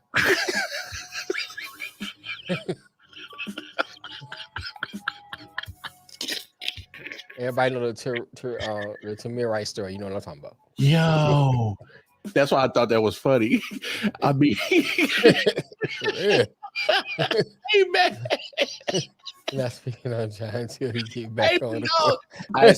court. So Stephen A. pressed Adam Silver about the punishment on what he should do. Let's take a listen. All right. Adam, thank you for being here. We talked about this last week sometime when you were addressing during the press conference the whole John Morant situation. And all of us up here understood why you want to wait until the finals are over to really address that. What I want to ask is, when you consider the kind of decision that you're expected to hand down, it doesn't seem like it's going to be just about John Morant. You want to make sure to send a message to the league itself. There's certain things that will and will not be tolerated. Can you speak to that at all? Well, I think that's right, but I want to be careful only in that my job is to measure that individual's conduct in that moment. And I get a little nervous when people talk about sending a message, because sometimes it implies you may not be are being fair to that individual player. But there's no question in this league that there's something called conduct detrimental in the league. And it's not just conduct that may be negative. We want to portray a positive image in terms of our players in this league. So that's, of course, something I take into account. That's not like that stuff you were speaking on before, fluff. That's what it sounds like. Is it me? Is it that even when every time Stephen A. Smith give an interview, he sounds like he's kissing somebody's ass? Well, I mean, you wouldn't be wrong. I was like, come on, man. But here's my thing. I disagree with he's saying that him setting the precedent. I'm not setting the precedent when he said that he's not trying to prove a point that's not being fair to the player. If that player is doing something several times over and over again, that's detrimental. It's detrimental. He's setting the precedence. Yeah. For you to have to prove a point. That's not being unfair. No. Because he the one setting the precedence by his behavior. Nobody else is doing that. Nobody's doing that. So now, because he has several opportunities and keep crapping those opportunities, you have to prove a point so that this won't happen again. Because then, if not, if you just give him a little pass and say, "All right, no big deal," somebody comes behind him and does the same thing or worse because the punishment is not there. There's no deterrent. So I disagree with that. It's funny you say that, because I think he already did that with Ja, because otherwise he wouldn't have repeated the same behavior. Right. So that's because you really didn't punish him the first time, and so that's why he repeated the behavior. And then even on last week's show, even on the late night out, or even on Man Down, we played the interview where before the final started, what Adam Silver said, and the way it sounded like he sounded like a prosecutor ready to drop the hammer on Ja. Right. So that tone of what you're saying now, it sounds a little bit different from the first press that he gave leading to the finals. It sounds a lot different. That sounds like he about to be leaning on my man. I hope not. That's what it sounds like to me, man. It sounds like he about to set. He's trying to set a little thing so we can kind of get ready for it. So he can be like, well, I said before I didn't want to be unfair to him, so I'm just going to just do this. I'm telling you, man. That sound like that's he's setting you up for him to be leaning on my man. I'm telling you, bro. I'm telling you, if that's the case. Huh? Go ahead. What's your name? It's a valid take. Yeah, I don't like the way he started, but he held conversation. I don't like none of that. Because my thing is, if you didn't want to say nothing, just say, you know what? I choose not to speak right now this time until after the finals. I don't want to bring attention to that. And that's what he should have did and just left it like that. So now it's kind of like perking my ears. I'm like, I don't know, bro. Because I wouldn't have said that. You know what I'm saying? To me, I missed the beginning of it because I was on the call. I caught the end with Steven. So basically, I'm gonna have to paraphrase it because basically, Adam Silver, he was saying something. Yeah, but you came in at the right time when Adam Silver was talking. Yeah, because all I heard was Russ. Russ Smith. Okay, so Adam Silver was basically saying that he didn't want to. He don't like the language of you sending a message.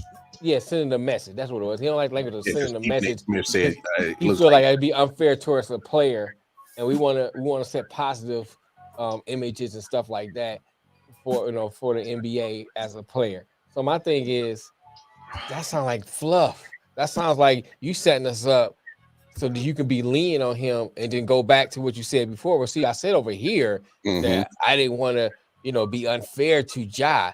So that's why we're doing this, because we want to have positive imaging in the NBA and not have all these negative stuff. And 2 wrongs don't make a right type shit. That's how I see it. Shiesty shit, right? Like something shady. Right. Going That's on. like something. Yeah. That's how I'm taking it. I mean, I don't know where that audio came from, but I do want to give credit for the Rucker Park microphone guy for getting to the NBA Finals, because that motherfucker was loud as hell in the background throughout the whole video. Bro, when I saw that clip, I was like, why the hell did y'all have to have this conversation in the middle of an NBA Finals game with this loud as fuck? Like, this is a serious talking point that y'all need to have in a studio so we can see what the hell you say. Funkmaster Flex out there at the Miami Heat game. Hard to get a ticket. Hard to get a ticket for Funkmaster Flex night. No, look. Like I said, I promise not to even talk about it, but it's just the fact that him and his camp had the nerves to say that it was a toy gun, sparked this, and it just popped into my head. I was like, oh, Lord, I got to talk about it. So I'm like, Jay, we're not going to speak about John until he get his ass back on the court. I'm fine. That's not true. He just some more stupid stuff. You don't have to speak on it. Well, actually, we're going to probably end up speaking about him at the end of the finals, because I'm anticipating a year-long suspension. They should. Really? They should. You got to make it. I said at the very least half the season. I'm surprised to hear you say it. That's all. Look, and Melvin Wall broke it all down. You look at the fact that Ja is throwing up gang signs, throwing up all this. You throwing up gang culture. We saw that situation with Aaron Hernandez, and we saw how it turned out. Why not jump in front of it now and prevent an Aaron Hernandez situation? So Melvin Wall pointed that out. I 100% agree with it. They need to drop the hammer on Ja Morant, because this isn't about brandishing a weapon. This is about preventing another situation where, because we don't know if he's actually out there gangbanging or not. I know we got the jokes on, hey man, you fraud, you fragging, but we don't know if he's really doing that. So my thing is when Mel Wall pointed out the fact that, hey, just because he's doing that, they need to find out if this is legit or not. And Adam Silver last week before the final said we found more additional information. That's scary to me. Right. All right. Mm-hmm. And you talking about more additional information? And now behind that, Ja and his camp talking about it was a toy gun? No. Now you come back and say this? Come on, what's really going on? Get to the end of these NBA finals, because I need to know all this additional information, and I need to see the suspension. Because to me, that's like me coming home from the strip club saying like, "Oh no, that's glitter," because I was at a cheerleading competition and I was helping set up the stage. I was there for the chicken wings. Hey, Nick, the free buffet at midnight. Right. Hey, but Nick, if you find a woman that accepts that, you need to marry her. There you go. I'm in there like swimwear, dog. Listen, when you're wrong, I'll argue with you. When you're right, I'll just sit here and say you're right. Oh, Yankees came back up 5-4. Go ahead, man. I'll say this.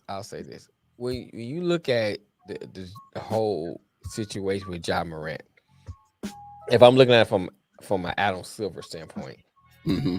I gotta take the whole thing as totality and how the behavior is escalating. Mm-hmm. And since the behavior is escalating, I have to do something to deter that behavior before, like you said, have another Aaron Hernandez situation, or at worst, have a situation where someone decides to call him on some of the stuff he's doing and he gets hurt.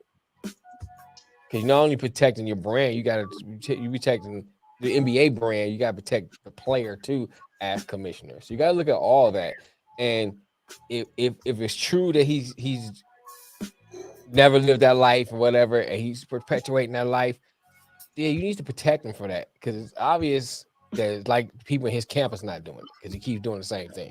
Yeah, all you can do is give him the opportunity. You can't make him do it, but you can do what you can do on your end to say, I did all I could to how to help this player. Yeah, but you ain't gonna keep cashing these $1 million checks on my behalf. Yeah, I mean, but that's part of it too. That's part of it too. You know what I'm saying? That's part of the punishment. You have to suspend him if without pay. It has to be something harsh enough that year somebody without sees it will pay. come behind them and do it. A year without pay. That's my final answer on that. He needs to be suspended with a year without pay. Because what speaks to a man more? His pocket.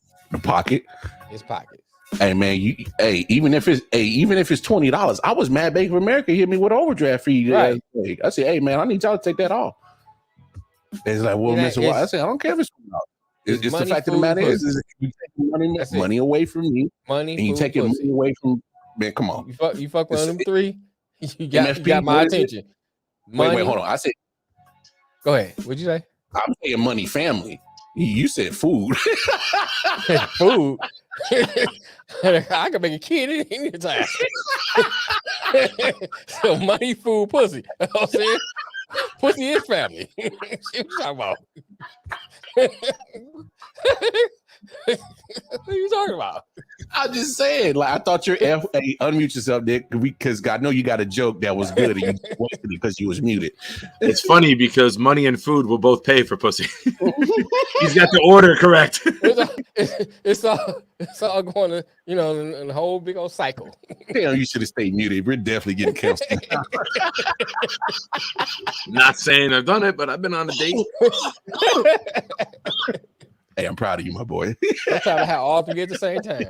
All right, if I could get the platform here for a minute. Yeah, go ahead. I put myself on mute because I had to listen to something that's just in the last hour come about. And it is one of the most confusing things you will ever hear in your entire life. What's up? Mike McDaniel had an interview, press conference today. Okay. And Dolphins coach. And he was asked to respond to the Dalvin Cook rumors. And it is literally the most confusing shit I've ever heard in my life. Hey Nick, do me a favor. Send it to me. I'll play it over the sound. I can play. I'm going to put my phone right to the speaker and just play it right now. All right, go ahead. I'm going to play the audio if we mute. No, that's what I'm saying. If you send it to me, I can play the audio. He can play it through the system. Yeah, it sounds crisper coming through the system. Come on, I didn't pay this money for this high dollar roadcast for nothing, bro. Come on. That's right. Instagram, okay? Can I send it to you on Instagram? Yeah. Send. Right. You confuse me. Merch. The second video, the second pick is the audio from it.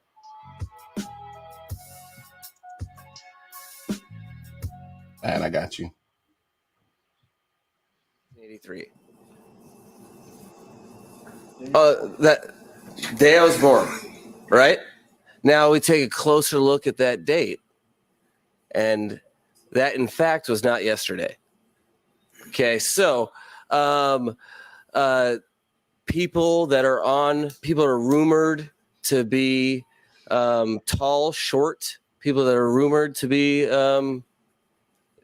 that's you're not going to get this guy. I'm year 2, okay? What? What? Was that motherfucker high? Thank you. That's I thought. Was he high? I thought that. Right. Did he just that was Lamar in the last 5 minutes of the late night show, not knowing what to talk about when he was solo and he was so stoned. He like, man, we shoot the ball, score, touchdown. I saw a home run. Everybody got flowers. Good night, y'all. That was Lamar, his Chris Paul debate. No, I'm laughing because I can't debate that. But when hey, listen, man, I've done shows like I do 10 minutes and I'm looking for like the engagement. I give you credit. Like my buddy Jeremy can ramble for 2.5 hours with no one else on the show with him. That I'm a talker, but I like engaging and talking with other people. Like that's a skill to just do that. But sometimes you run out of shit, and after you a few L's in for the day, you like, I saw a car, green, the light, stop sign, rolled through. Like just start putting like random shit together. Baked potatoes, mom is tired, so don't like it. Like, he had no rhyme or reason to that. Like short or tall, rumored here. March 3rd, 1983, my birthday. And as you know, that wasn't yesterday. Short, small, my second year. I was like, what the hell? Like, what the fuck was that? That is the sound of a head coach worried about the health of his quarterback. That sounds like a That coach sound like Tua talking like after he's got his concussion. quarterback's head. That sound He's like talking like he's after Tua. concussion, He making right? no sense. I Is that hate a concussion you get? Literally, Somebody should say, "Sir, stop imitating Tua." that was Beetlejuice on the Howard Stern show. Yeah, man, we come in. Yeah, $50. What? Like just random nonsense shit.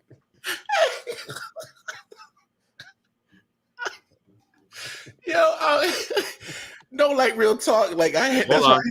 Hold on. Jenna Jameson married her girlfriend. Oh my gosh, Nice, bruh. I'm gonna tell you a quick funny story. This is good. When I'm healed, I'm gonna do stand up, and this is gonna be my opening story. Bruh. My ex-wife, when she was pregnant with my daughter, we found out it was a girl, and she says to me, "I'm gonna pick the name because you picked Nikki's. I gave you that." I'm like, "All right, I'll give you that. You let me take my dad's name was Nick. My grandfather's middle name was Nick. You know, he's not the fourth or the third. I'm junior." And I made his name Nicholas Williams. So we had my dad and her dad, both the names together. She wakes up one day and she says to me, "Oh, I came to a conclusion. We're going to name the baby Jenna." I go, "The fuck we are." And she goes, "What?" I go, "We're not fucking naming my daughter after my favorite porn star. There's no way I'm going to be saying to my daughter, Jenna, come. Jenna, come here. Jenna, come." I'm not fucking doing it. There's no way I'm picturing Jenna Jameson getting twisted out every time I call my daughter's name. I will hijack the birth certificate. I will put a different name down, but we are not naming my daughter Jenna. There's a huge argument for weeks. No, I don't blame you for Her arguing father that. passed away in June 17th. This battle happened until like mid-September. My daughter was born in December. Mid-September, she wakes up. She goes, "All right, I'm not doing this because of you. I'm doing this because this was what my father came to me in my dream and told me. He told me, name the baby Sophia." And I was like, "Sophia. All right, I've never watched a porn with Sophia in it. We're good." I'm good. No, but we not Still doing won't to this day. Still won't. Not doing Jenna. Not doing Jenna. No, Can't do it. I'm No.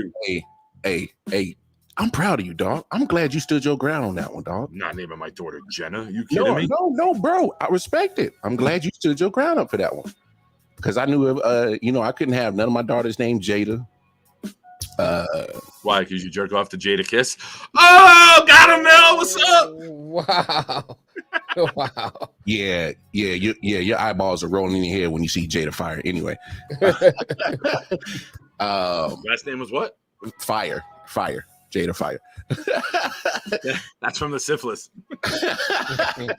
Go ahead, Noir. Yeah, anyway, yeah, we're getting off track. Last bit of a talk because we got it in the headline, so we got to talk about it. She's so 46 years old too. Well, now, but not when I was growing up. No, now. Right, go ahead, Noir. Go ahead. Oh shit! Look at her. She's crafty. So we talked about the LIV and the PGA beef that's been going on for the last pretty much 2 years. I mean, we talked about it on the late night show. We talked about it on this show. Mm-hmm. And now they merge. Oh, you know that's going to happen. That's like the Bloods and the Crips. I'm not surprised. It's like the Bloods and the Crips coming out and saying, now we're referred to as the Crudes.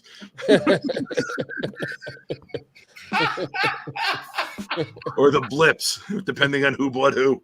Right. That's stupid as hell, man. Wait a minute. How does Nick of all people come up with this reference? I don't know. I thought of two groups that hated one another and then merged together. Yeah, I was gonna say Mel and Nick, but you know. Yeah. Nick or Nell. Right. I didn't want nobody to think nothing gay was going on, so I just kind of let that out. Speaking of gay, why do you have your normal name up there today? That's the gayest name you picked yet. Go on, Nick. Mel with his Pride Month here named Detroit Mel. Well, that's the gayest name I've ever seen. Happy Pride Month, Mel. Thank you. I'm proud. Yeah, we're getting canceled. No, we're not. We're celebrating. That's what the month is about. All right, go ahead, Nick. Great. You were saying. I think it's great. Like, if you're one of these guys who turned down that big money, like, what's the contract? What's the negotiation? Are the PGA players going and playing in live more? Are the live players coming and playing part of the PGA? Do those contracts that they signed with live still withstand at that rate, where you're just getting paid to show up for the tournament, whether you win or not? I think there's a lot of unknown about it before we can fully get into it. We got to see the terms. I think before the headline is interesting, but I think before we can break it down and discuss it on the show, we got to see what it comes down to.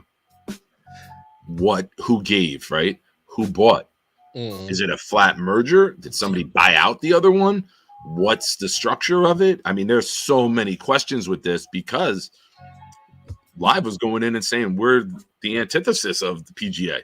We're paying you to show up and play. If you win, it don't matter. You get a flat out pay just for coming to play. At PGA, you get paid based off of how you perform. Mm-hmm. So Liv basically had more of you an employee, and other one had more and PJ had more as a contractor. Mm-hmm. Pretty much. Yeah, you're part of the tour, and you can be part of the tour, but certain tournaments, the Masters, for example, there's requirements to get invited to the Masters. You win the Amateur Open, you finish in the top money, you previous winner, you win other tournaments, you get an automatic bid. That's what makes it exclusive, because they're not letting everybody into it. But now, I mean, all of these major tournaments, like Koepka just went and won the was it the PGA that he just won? Just to help out the conversation, I did see something that a lot of this negotiation is going to be on the PGA rules. I did see that. I'm gonna say, can't confirm or deny. Well, I'll say this: I never really look at nothing in its infancy, because I've been through corporations when they bought each other out, and at the beginning they always say nothing's going to change, it's going to stay the same. Then down the line, everything who bought the one out, you start seeing you slowly morphing into that company. So you say the right thing, and then all of a sudden somebody whips out the big dick in the room, right? And all of a sudden it's going to be this way. So the biggest thing, 51%. Well, guess what? That 51% gives us 100%. Shut up and get in line. Right, a year or two down the line, that's where the real conversation starts to see what really happens. Yeah, who really owns what? I think that's where the real conversation starts. Just to add context to the conversation, the company that was funding LIV is valued at $600 billion. When the Saudis though? When did the Saudis? Saudi. But I just wanted you to hear that number figure of what's the investment from one side is $600 billion. Just saying. That's just because they sold 4 tankers of gas to the United States. That's how that is. Hey man, I'll say this, and I know some people might get upset about it. At the end of the day, we always talk about cream. Wu-Tang said it. Oh, okay. Yeah. Please specify. We talk about cream, and then they put a period there. I mean, no, it's commonly known. Caucasians rule everything around me. Cream. Look a little more. You ain't lie though. Hey man, shut this bitch up, man. It's time to go. Hey man, y'all know where the socials at, man. We out of here, man. I did it to myself. It was called for. No. I mean, just think about it. Yeah, you're right though, Lamar. It does. I know. Just the word Saudi brings up a triggering word for a lot of people. Just hearing that. But let's be honest. At the end of the day, we always going to look at everything, especially when it comes to business. That everything has a price. Oh yeah, no doubt. Every last $1 million man. Ted DiBiase, you better know it. Yep. So at the end of the day, I know people are going to inject their feelings about the situation. What's up, AP? But I tell people all the time, if you're emotionally involved in it and you feel like it hurts your emotions, stop supporting it. Really, bro? Really? Just stop supporting it. Is that what we doing, AP? You don't survive if people don't support. Yeah, that's true. You want I.O.W. to be big? You want unless you're the WNBA. You want 613 Fade Productions to be big? Right. Support it. and we'll blow the hell up. Mm-hmm. You don't want us to succeed. You don't support Speaking of Ant's comment. us. So what do you say? Comment? I didn't hear you, Mel. You're glitched. I said speaking of Ant's comment. So these guys will be on the field hitting bombs. Yeah, literally. And then I said, you just gonna blow the hell up, and then enter Ant's comment. That was crazy. That was crazy timing, AP. I don't know. I'm just being real about it. But you're right though. You're right. I don't disagree with that. I don't disagree with that. You know, Yeah. If you don't really want it to happen, don't support it. Yeah. It goes with anything in life, right? Yeah, everything in life. You don't want it. You want it to go off and go away. Don't support it. Right. It happens all the time with anything in life, and we always say on this show, and we'll say it a million times, and we're going to say it a million times in the future. Right. Sports is always a literally, linear pathway and different type of, field, but it reflects sports. Sports in real life reflects each other all the time. Yeah, it's a microcosm of the world. Yeah. So that's just. Not every sport has the NBA financial backing in hopes that it succeeds. Like, yes, it's a dig at the WNBA, but it also it's facts. Like, no one's gonna come and bail out if you don't support. You're not getting a bailout like the WNBA gets. They don't have ratings. They don't have attendance. The NBA hemorrhages money having this league exist. To be fair, this year the numbers are going up. This year, to be fair, they're going up this year. Ain't nothing wrong with being no stripper, man. Come on, man. Ain't nothing wrong with being a stripper. You got to do to make that. Why is it wrong? That's the worst take we've ever had on this show. It's man. Come on. Wrong to be a stripper? Why is it wrong to be a stripper? Whoa, AP. It's just wrong for my daughter to be a stripper. Wait. That's it.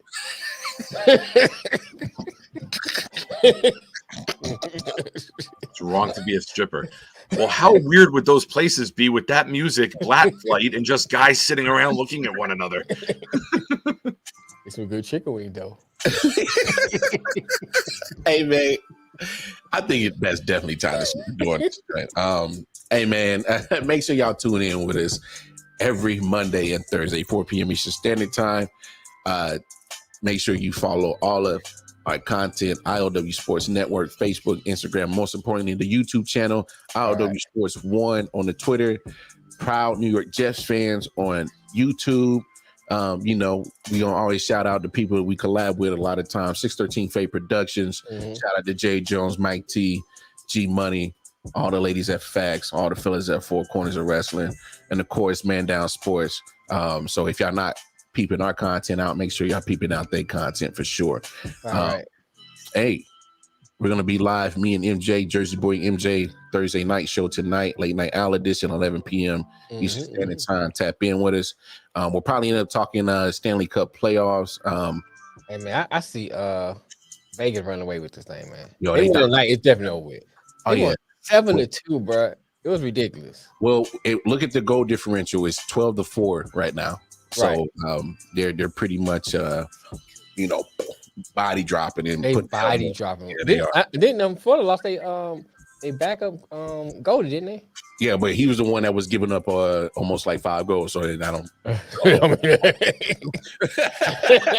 don't know if that's a loss anyway. Well, if Vegas scores one more goal, it's 13-4, and that would be the Jets' record this season as the 1 seed in the AFC. I know we ought to get up out of here. So, yeah, please shut it down. Please shut hate all you want, but when it happens, I got like it's out. Appreciate y'all. All right, peace. Appreciate the love.